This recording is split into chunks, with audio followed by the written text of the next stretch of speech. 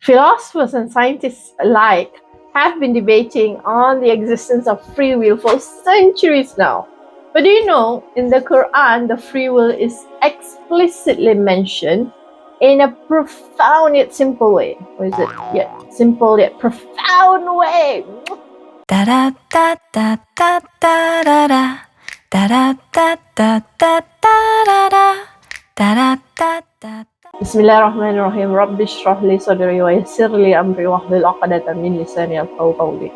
Before we get into what the Quran has to say about the free will, we'll try to understand what both sides say, the determinism and the libertarian free will, and the in-between, the compatibilist. Hard determinism says that our decisions and behaviors are determined by factors beyond our control, like previous events and natural laws, often linked to causality, basically that everything has a cause. Apart from that, there's also factors like biological determinism, i.e. our genetic makeup, and psychological determinism, referring to our past experiences that affect our decisions and actions. To understand better what is causality, let's check out this video. This is the nature of causation. Things don't happen unless something makes them happen. That sounds like a very hand-wavy idea, but it isn't. In fact, we can measure the speed of cause and effect. It moves at 299,792,458 meters per second. This is also the speed of light and also the speed of gravity. It isn't light or gravity that set this speed limit on the universe, it's causation.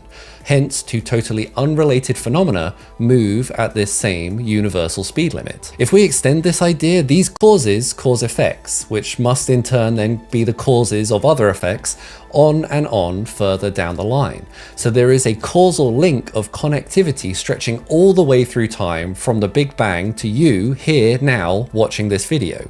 If we could measure all of the pieces in that assembly, if we knew all of the forces and all of the positions and all of the velocities of all those particles at one time, we could predict the future and retrodict the past with absolute certainty. Libertarian free will thinkers, on the other hand, claims that we have absolute free will and that we have the power to make our own decisions. By claiming this, they are automatically in contradiction with the determinists. Because if our actions are governed by external factors and laws, we can't totally be free now, can we? For example, if I am afraid of cockroaches because a big cockroach flew into my open mouth while I was asleep many moons ago, I'd have fear of cockroaches. Thus, when I see one now, an external factor, I would immediately be scared of it as a result of psychological determinism based on my past scary experience. The fact that I'm scared of it is already predetermined, but how I deal with my fear is of my own choice. Whether I want to stomp it with a book, or spray it, or just run away from it, is my absolute choice, right? Just so you know, Islam rejects this notion of complete free will. Some compatibilist physicists argue that there are different layers of reality, and the free will comes from another dimension that does not conform with the physics laws of this universe, this reality. Also known as soft determinists, the compatibilists reconciles both sides.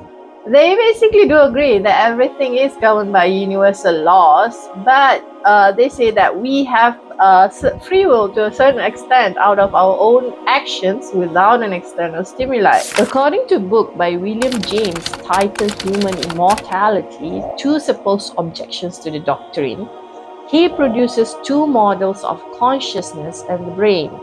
The first is that the brain itself produces consciousness.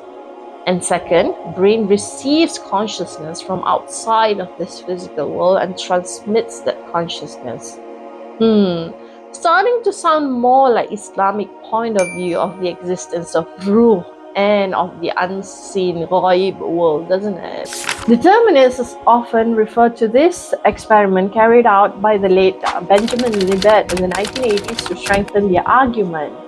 Let's check out this video to understand what was the experiment all about. In the 1980s, the neuroscientist Benjamin Libet conducted a study that shook the very foundations of what we understand about free will.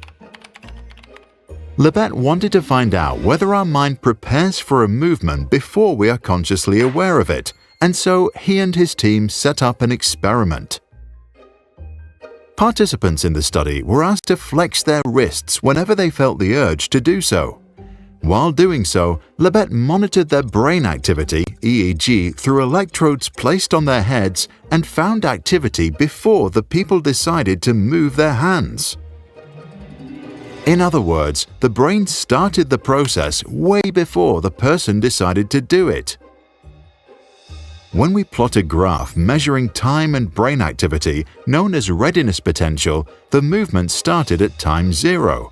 Participants reported being aware of their decision 150 milliseconds earlier, but the brain actually began to act 500 milliseconds before the move. It didn't take long before psychologists and philosophers from all over the world discussed Libet's research and wondered, if our brain initiates a decision before we're consciously aware of it, then how free are our decisions, really? And ever since, teams of scientists have tried to replicate Libet's findings, with mixed conclusions. Libet himself did not interpret his experiment as evidence that our decisions are predetermined. He said, the tendency to press a button may be building up for 500 milliseconds, but the conscious mind retains the right to veto any action at the last moment. But as we have deduced in the last episode, consciousness isn't localized. It does not sit in the brain. We don't even know where does consciousness sit, to be honest. And isn't free will part of the consciousness? Thus, it's safe to say that brain activity does not correlate free will, i.e., free will cannot be detected in the brain. For all we know, it could be a series of processes that started in the brain and ended up in the heart for a final decision. Now let's see what the Quran has to say about these centuries of debate on free will, 1,400 years ago.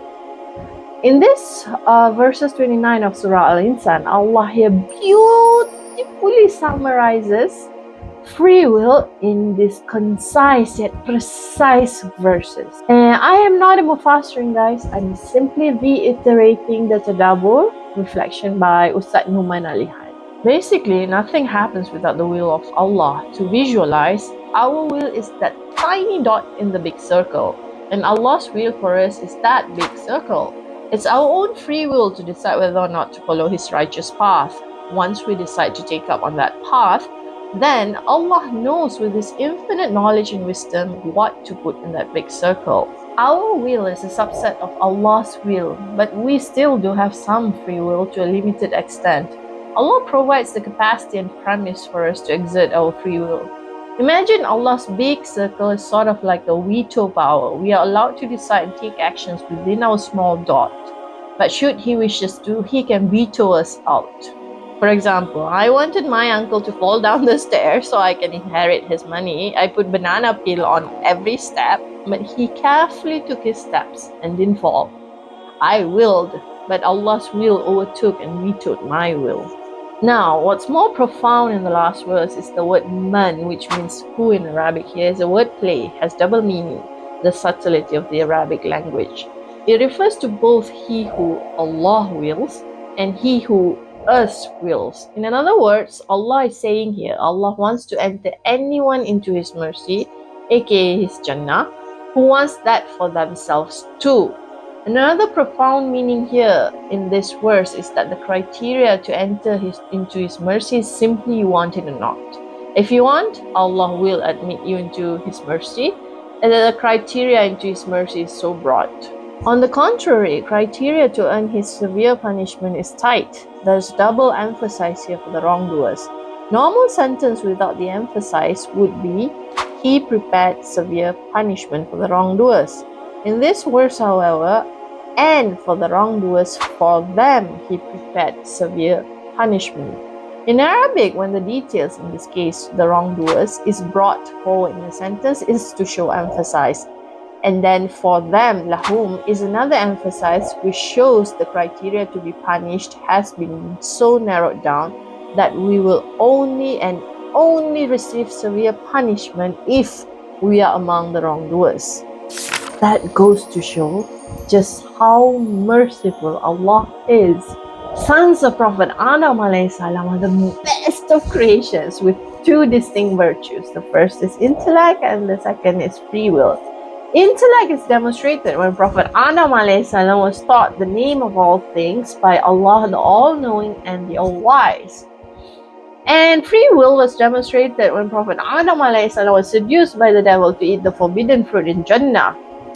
As a consequence of Prophet Adam alayhi salam's free will, he sinned. And as a consequence of his free will also, he repented and was readmitted into Allah's mercy. We must have a free will, at least to a certain extent. Otherwise, we won't be accountable for our actions. What's the point of all these rules and regulations and laws? Society can't function. And it beats our whole purpose in this dunya and the pursuit of Jannah. Our whole akhirah resides in that small dot of our free will. Allahu alam. Power to make what our own decisions.